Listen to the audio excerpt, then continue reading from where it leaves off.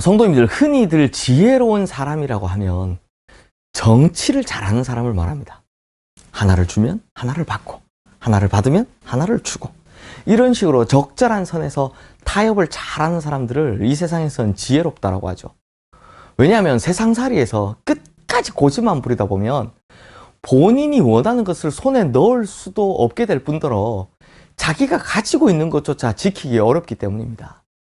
그래서 이 세상 살아가는 동안에는 적절한 선에서 강하게 밀기도 하고, 또 어떤 선에서는 좀 당기기도 하고, 그래서 밀당도 하고 타협도 하고 협상도 하죠. 연애도 밀당이 고수가 잘한다고 합니다. 이런 식의 타협을 통해서 원하는 것을 손에 넣는 사람, 또 손에 넣은 것을 끝까지 잘 지키는 사람을 분명히 이 세상에서는 지혜로운 사람이라고 합니다. 그런데 성도님들, 신앙의 영역에서는 무작정 타협하는 것, 또 무작정 양보하는 것을 하나님께서 원하지 않으실 때도 있습니다. 왜냐하면 신앙의 영역에서는 반드시 지켜야 할 것이 있기 때문입니다. 예를 들어 본질에 속하는 영역은 절대로 타협의 대상이 아닙니다. 본질을 훼손하면 그것은 올바른 것이 아니기 때문입니다. 그러다 보니 어떤 것이 본질이고 어떤 것이 비본질인지 잘 구분해낼 줄 알아야 합니다. 그래서 이 기준이 명확히 서 있지 않으면 타협하면 안 될 것을 가지고 타협을 하고, 반대로 타협하지 않아도 될 것에 고집을 부리는 일들이 생기는 법입니다. 마찬가지로 이런 의미에서 보면 하나님 앞에 드리는 예배는 절대 타협의 대상이 될 수 없습니다. 예배를 가지고는 그 어떤 것과도 타협할 수 없고, 예배를 가지고는 하나님과 혹은 사람들과 혹은 내 마음에 있는 두 가지 마음과 밀고 당기기를 해서는 곤란하다라는 것입니다. 오늘 본문은 출애굽기 10장 말씀입니다. 어제 우리가 10가지 재앙을 다 보았지만 사실 출애굽기 9장까지는 7가지 재앙만 이루어졌습니다. 그래서 오늘 본문에서도 여전히 재앙이 지속되고 뒤로 갈수록 그 내용도 자꾸만 깊어갑니다.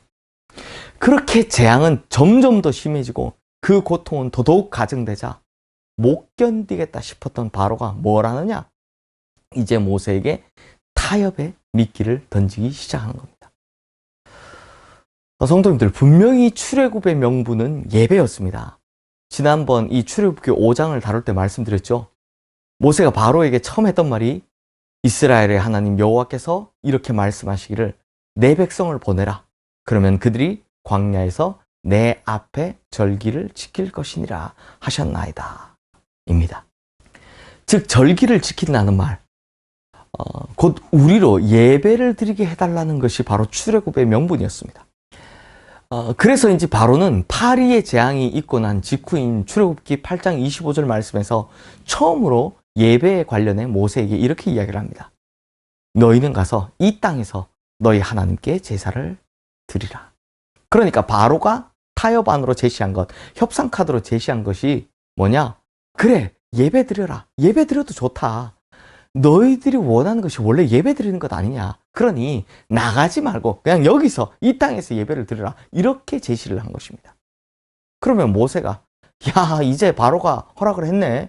그래, 우리가 뭐 어차피 예배 드리는 것이 목적이었으니까 이 땅에서 예배 드리자라고 했겠습니까?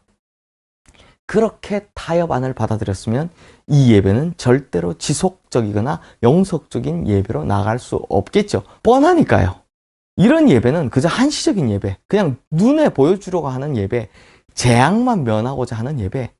그러니까 그냥 바로 자기 당대 혹은 모세가 하나님의 능력을 가지고 있을 때까지만 드리는 예배로 그쳤을 것입니다.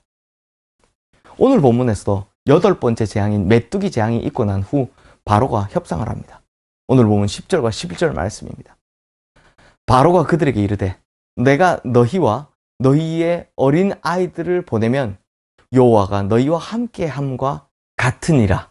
보라, 그것이 너희에게 나쁜 것이니라. 그렇게 하지 말고 너희가 장정만 가서 여호와를 섬기라. 이것이 너희가 구하는 바니라. 이에 그들이 바로 앞에서 쫓겨나니라. 여기서 바로가 말한 예배 협상 카드가 무엇입니까? 장정만 가서, 어른만 가서 예배드리라. 애들은 남겨두라. 라는 것입니다. 바로가 이렇게 말하는 이유가 무엇일까요? 미래의 노동력을 생각한 것, 그것도 있지만 실은 갔다가 다시 돌아오라는 것입니다.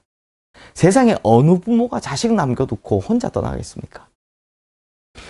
결국 바로는 9번째 재앙인 흑암의 재앙 이후에도 또 한 번 타협을 시도하는데 이번에는 가축을 다 두고 가라라는 것입니다. 24절 말씀입니다.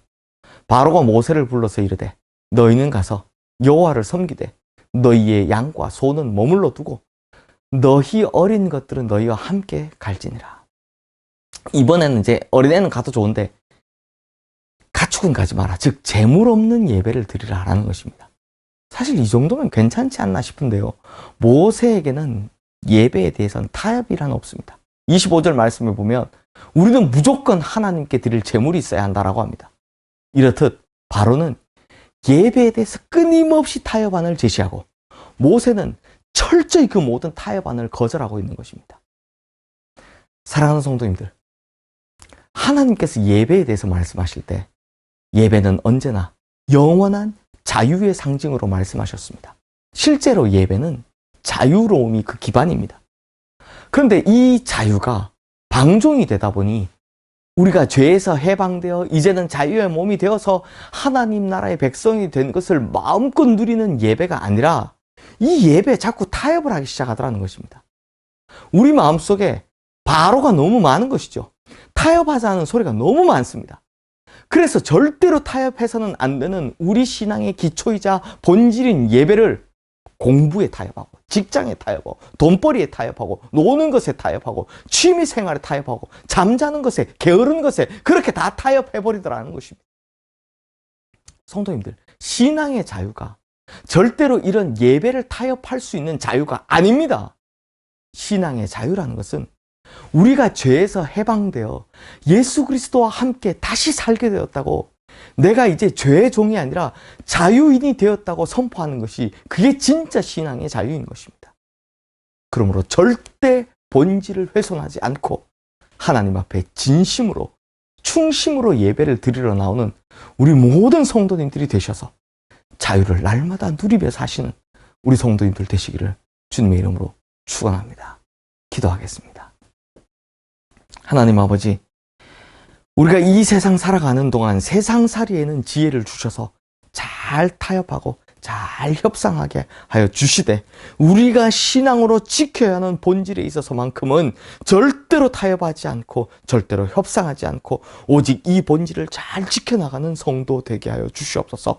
그래서 이 세상에서는 칭찬받고 하나님께도 칭찬받는 이 세상과 하나님 앞에 떳떳이 설 수 있는 그런 성도 되게 하여 주시옵소서.